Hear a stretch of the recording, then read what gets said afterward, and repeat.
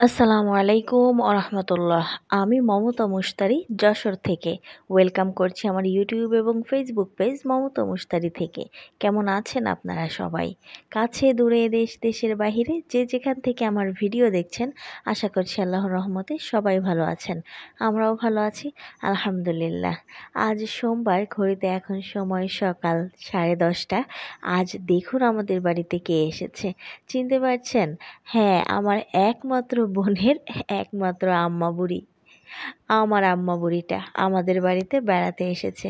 বেশ কয়েকদিন ধরে বায়না করছিল, তো ওর বাবা আর যন্ত্রণা সহ্য করতে না পেরে নামিয়ে দিয়ে গেল। আর ওকে পেয়ে আমার পুটুলি বাবা সে তো জান পড় নাই খুশি। সে কথা তো আপনারা জানেনই। পুটুলি বাবা ওকে পেলে ভীষণ রকমের খুশি হয়। তো যাই হোক, ওদের খেলতে টেলতে দিয়ে আমি দুপুরের রান্না বাড়া শেষ করেছি।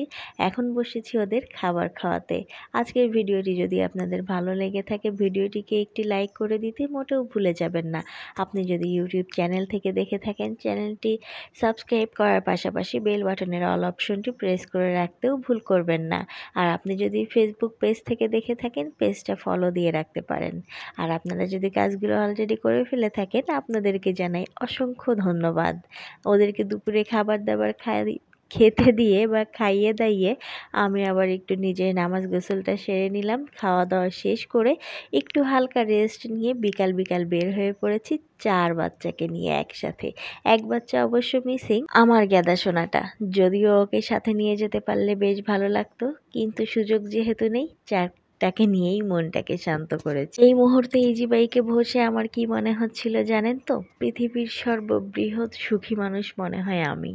4টে বাচ্চাকে একসাথে আগলে রেখে আল্লাহর নাম স্মরণ করে বাড়ি থেকে বের হয়ে পড়েছি আর চলে এসেছি সেই যে বেবি পার্কে। গত ভিডিও আমার আম্মা বুড়ি দেখেছে, আর ওর ভীষণ উচ্ছ্বাস এবং উৎকণ্ঠা ছিল এই বেবি পার্কে আসবে। আর দিনটি আরও একটু স্পেশাল, যেহেতু দিনটি ছিল পুটুলি বাবার জন্মদিন। আসলে জন্মদিন বলতে তো ওইভাবে কেক টেক আলোকসজ্জা ওইভাবে তো আমরা কখনো করি না, করার চেষ্টা করি আর কি। তো ওদেরকে নিয়ে চলে এসেছি বেবি পার্কে। পুটুলি বাবা আর বড় বাচ্চাগুলো যেহেতু এর আগে একবার এসেছে, ওরা জানে যে এখানে কোথায় কি আছে। তো পুটুলি বাবা আবার দেখি বড় বোনকে গাইডলাইন দিচ্ছে কোথায় কি আছে, কোনটা কিভাবে খেলতে হয়।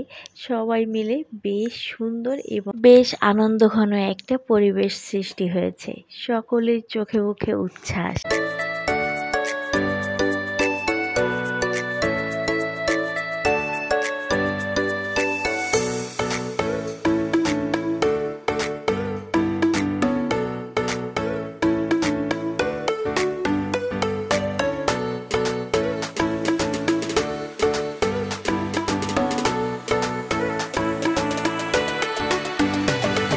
আমার আম্মা বুড়িটা যেহেতু এর আগে কখনো বেবি পার্কে আসেনি, ও তো এখানে এসেছে এলাহি কাণ্ড কারখানা।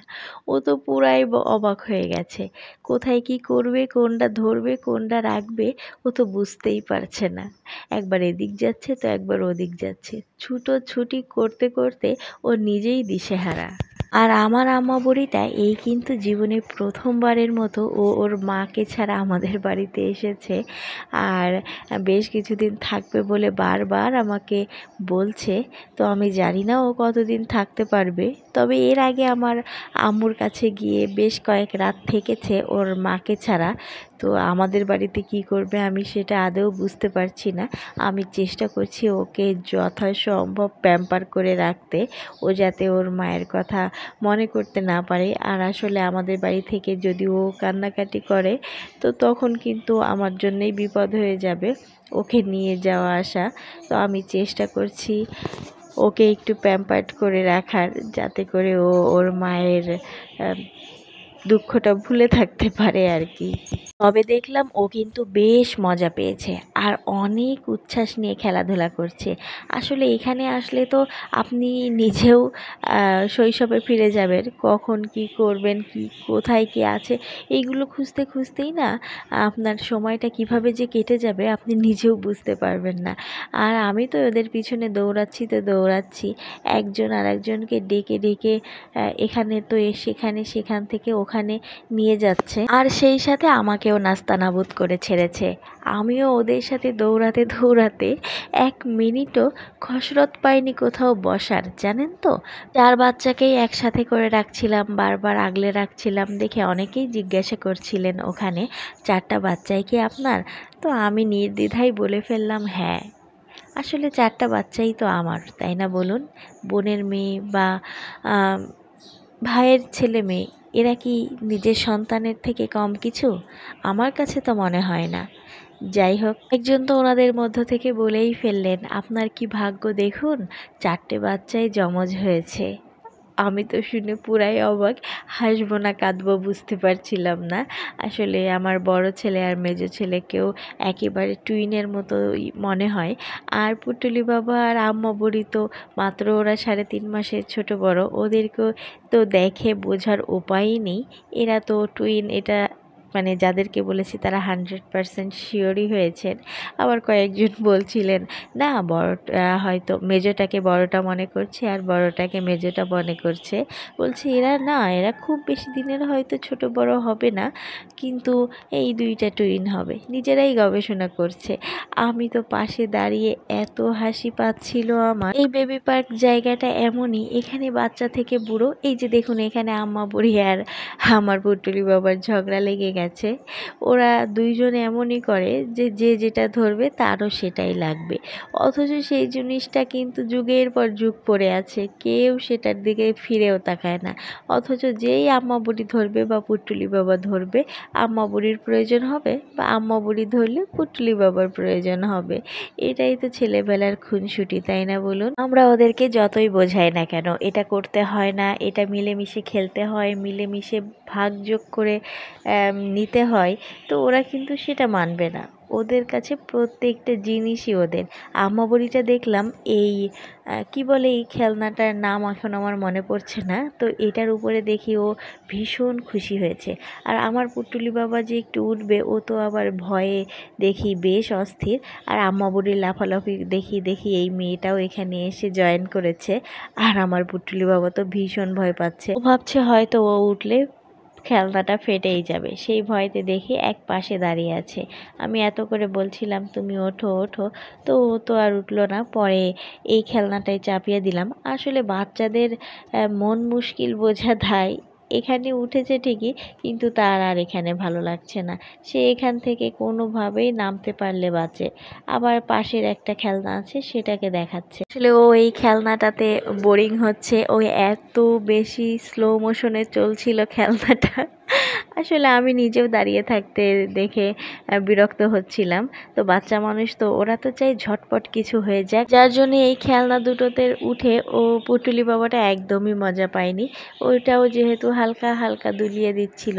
আবার আম্মা বুড়িটা দেখি প্রত্যেকটা খেলনাই বেশ মনোযোগ সহকারে উপভোগ করেছে। আর আমি তো ওদের পিছু পিছু ছিলামই, সাথে আমার বড় ছেলেটা মেজো ছেলেটা 2 ভাই দেখি, ছোট 2 ভাই বোনকে বেশ এনকারেজ করেছে। দুজন দেখি দুজনের নিজেদের অজান্তেই দুজনকে ভাগ করে নিয়েছে। আমার বড় ছেলেটা আম্মা বুড়ির সাথে ছিল, আর মেজো ছেলেটা দেখি আমার পুটুলি বাবাকে নিয়ে খেলাধুলা করছিল।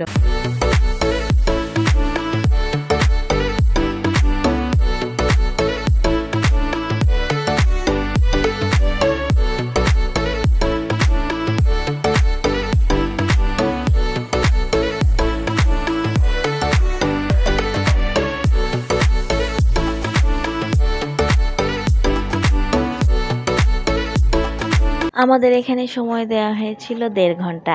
আমার বাচ্চাদের সময় কিন্তু 2 ঘন্টা ক্রস করে গেছে।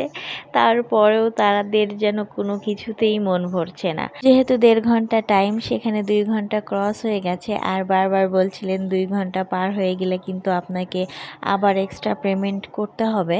তো আমি ওদেরকে এত বলছিলাম, কিন্তু তাদের যেন কোনো কিছুতেই মন ভরছিল না। আর এদিকে আমার আম্মু বারবার ফোন করে বলছিলেন যে আম্মা বুড়িটা যেহেতু দুপুরে ঘুমায়নি, ও যেন কোথাও ঘুমিয়ে না পড়ে, নাকি ওর এরকম স্বভাব আছে ও খেলতে খেলতে যেখানে সেখানে ঘুমিয়ে পড়ে আর কি। তো আমি দেখলাম সেটা মোটেও হয়নি।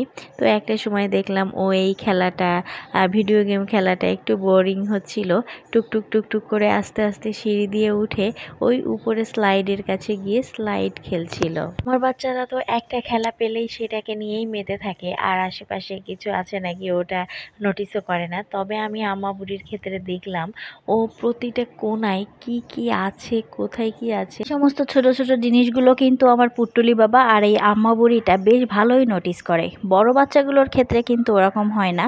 এখানে ভিডিও গেম খেলা শেষ হয়ে গেছে, আবার ওরা দুইজন মেতেছে নিজেদের মতো করে। আসলে বাচ্চাদের মেধা বিকাশ বা মানসিক বিকাশ বলুন, যেটাই বলুন না কেন, এটার জন্য কিন্তু পর্যাপ্ত পরিমাণ আপনাকে ওদেরকে খেলা করতে দিতে হবে। তা না হলে কিন্তু মানসিক বিকাশ সেটা কখনোই সম্ভব নয়। অনেকে আছেন সবসময় স্ক্রিন দিয়ে ব্যস্ত রাখার চেষ্টা করেন, কিন্তু আসলে এটা কিন্তু ঠিক নয়। আসলে স্ক্রিন তো আমাদের বাচ্চাদের জন্য কখনোই সেটা ভালো নয়। আসলে যারা গ্রাম বা মফস্বলে থাকেন তাদের তো বাচ্চাদের খেলাধুলা করার সুযোগ আছে, কিন্তু আমরা যারা শহরে বসবাস করি তাদের কিন্তু বাচ্চাদের ওই গলির ভিতরে যে ছোট্ট একটা রাস্তা, সেটা ছাড়া কিন্তু আর খেলার তেমন মাঠ বা স্থান নেই। যার জন্য এই যে ছোট ছোট যে আয়োজনগুলো, এগুলো কিন্তু আমাদের বাচ্চাদের বেশ কাজে দেয়। বলুন তো, প্রত্যেক দিন তো আর আমাদের নিয়ে আসা সম্ভব হয় না, কিন্তু যখন নিয়ে আসি বা যখন বাচ্চারা খেলে, ওরা ওদের বয়সী বা ওদের থেকেও ছোট বয়সী বা অনেক বাচ্চা মিলে যখন একত্রিত হয়ে খেলে, সেটা কিন্তু ওই আমাদের সেই ছোট্টবেলার স্মৃতি আর কি আগলে দেয়। যেমন ধরুন, আমরা যখন আমাদের শৈশবের স্মৃতির কথায় যারা চিন্তা করুন, 90 দশক বা 2010 পর্যন্ত, আমি বলবো 2010 পর্যন্ত, যেটা আমাদের যাদের শৈশব ছিল তাদের শৈশব সোনালি, রূপালি, ডায়মন্ড, আপনি যার সাথেই তুলনা করুন না কেন, এই বাচ্চাদের শৈশবের সাথে কিন্তু তার কোনো মিল নেই। আমরা যারা 90 দশকের বা বিংশ শতাব্দীর শুরুর দিকের আছি, তারা কিন্তু সত্যিই খুবই ভাগ্যবান যে আমরা আমাদের একটা সুন্দর সোনালি, রূপালি বা ডায়মন্ড যাই বলুন না কেন, একটা সুন্দর শৈশব পেয়েছি, তাই না বলুন? আর এই বর্তমানে এই বাচ্চাদের কথা ভাবলেই তো শিহরিত হয়ে উঠতে হয় যে আমরা আগামীতে কি পেতে চলেছি, আর বর্তমানে যেটা চলছে সেটাই বা কম কিসে। আসলে এগুলো ভাবতে গেলে না মনটা ভীষণ খারাপ হয়ে যায়। যাকগে, আমি আমার মনটা আর খারাপ না করি, যেটা হবে সেটা তো হবেই, দেখা যাবে। তবে প্রত্যেকের জন্য দোয়া থাকবে, আল্লাহ যেন প্রত্যেক বাবা মাকে তার আদরের সন্তানকে সুস্থ, স্বাভাবিক, সুন্দর একটা মানুষের মতো মানুষ তৈরি করার তৌফিক দান করেন। আমিন। আল্লাহ আমার বাচ্চার সাথে আপনার প্রত্যেক বাচ্চার জন্য আমি সব সময় দোয়া করি। আমরা কিন্তু কথা বলতে বলতে বেবি পার্ক থেকে বের হয়ে আবার রিক্সা ধরে প্যারিস রোডে চলে এসেছি। যারা যশোরবাসী আছেন তারা তো প্যারিস রোডটা জানেনই। আমাদের স্ট্রিট ফুড, লোকাল ফুডের জন্য প্যারিস রোডটা কতটা জনপ্রিয়। আর এই যে একটা ছোটোখাটো একটা রেস্টুরেন্টে ঢুকে একটু হালকা পাতলা খাবার খেয়েছি, বাচ্চাদেরকে খাইয়েছি, আর বাচ্চারা এতটাই ক্লান্ত দেখে বুঝতেই পারছেন। তো চলুন আজকের ভিডিও এখানেই শেষ করছি, দেখা হচ্ছে আগামীতে নতুন ভিডিওর সাথে। সে পর্যন্ত সবাই ভালো থাকবেন, সুস্থ থাকবেন, আমাদের জন্য দোয়া করবেন। আল্লাহ হাফেজ, আসসালামু আলাইকুম।